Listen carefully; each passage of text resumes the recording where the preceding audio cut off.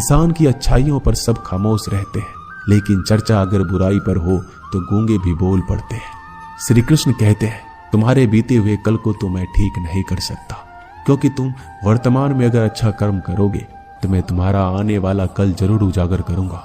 झूठी बातों पर लोग आपकी वाहवाही करेंगे, वही लोग आपको तबाह करेंगे। बुरे से बुरा क्या ही होगा, हम तो हमेशा ही सोच लेते हैं, मगर अच्छे से अच्छा क्या होगा हम ये कभी नहीं सोचते। जो ईश्वर रात को पेड़ पर बैठे पक्षियों को कभी गिरने नहीं देता, तो सोचो वह तुम्हें अकेला और बेसहारा कैसे छोड़ सकता है। आज के जमाने में कोई अपना नहीं होता, सिर्फ लोग तब तक साथ देते हैं जब तक उनका स्वार्थ होता है। अगर कोई अकेला है तो इसका मतलब ये नहीं कि उसे कोई पसंद नहीं करता, बल्कि वह अकेला इसलिए है क्योंकि उसने दुनिया की औकात जान ली है। एक बार राजा और उसका मंत्री तलवार को साफ कर रहे होते हैं। तलवार को साफ करते समय अचानक राजा के पैर पर तलवार गिर जाती है और राजा के पैर की उंगलियां कट जाती है। उस राजा को उंगली कटने के कारण बहुत ही तकलीफ हो रही थी, बहुत ही दर्द हो रहा था, लेकिन उसका मंत्री कहता है, शांत रहिए महाराज, जो कुछ भी होता है अच्छे के लिए होता है। राजा को यह बात सुनकर गुस्सा आ जाता है। वह मंत्री से कहता है कि मेरी उंगली टूट गई और तुम कह रहे हो अच्छे के लिए हुआ। वो मंत्री राजा को समझाने की कोशिश करता है, पर वो नहीं मानता और बिना सुने गुस्से के कारण मंत्री को काल कोठरी में बंद करने का आदेश दे देता है। पर मंत्री को इस बात का कोई दुख नहीं था, क्योंकि उसका अभी भी यही कहना था कि जो होता है अच्छे के लिए होता है। वो अपनी खुशी से ही अपने आप को सैनिक के हवाले कर देता है। राजा इस बात को सुनकर चौंक जाता है, सोचता है कि मेरा मंत्री कितना मूर्ख था। उसे लग रहा था कि मैंने उसे अच्छाई के लिए कैद कर दिया।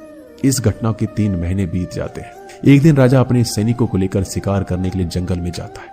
राजा को एक हिरन दिखता है। हिरन का पीछा करते करते राजा घने जंगलों में चला जाता है। वह हिरन को पकड़ नहीं पाता और जंगलों में खो जाता है। वो बाहर आने के लिए रास्ता ढूंढता है, लेकिन रास्ता उसे नहीं मिलता। तभी कुछ आदिवासी लोग उसे घेर लेते हैं।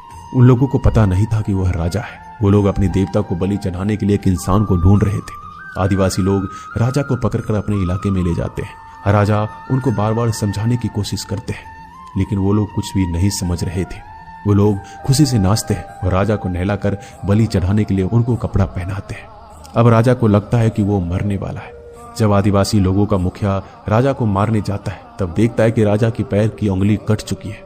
इसको देखकर उसका मुखिया कहता है कि इस इंसान की बलि नहीं दी जा सकती, क्योंकि ये इंसान पूरा नहीं है, एक अंग कटा हुआ है, और उनके भगवान को एक पूरे इंसान की बलि ही दी जा सकती है।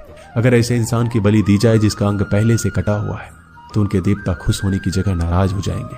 फिर वो लोग राजा को छोड़ देते हैं। राजा खुशी खुशी अपने महल चला जाता है और सोचता है, अगर मेरी उंगली उस दिन ना कटी होती तो आज मेरी मौत हो जाती। इसका मतलब मंत्री सही कह रहा था, जो कुछ होता है अच्छे के लिए होता है। फिर राजा अपने सैनिकों को आदेश देता है कि जल्दी से जाकर मंत्री को रिहा किया जाए।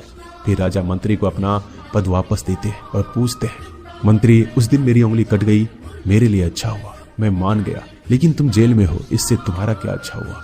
मंत्री खुशी खुशी राजा से कहता है, महाराज, आप शिकार के लिए जाते तो आपके साथ मुझे भी आना पड़ता, और अगर मैं आपके साथ जाता तो लोग मुझे मार देते।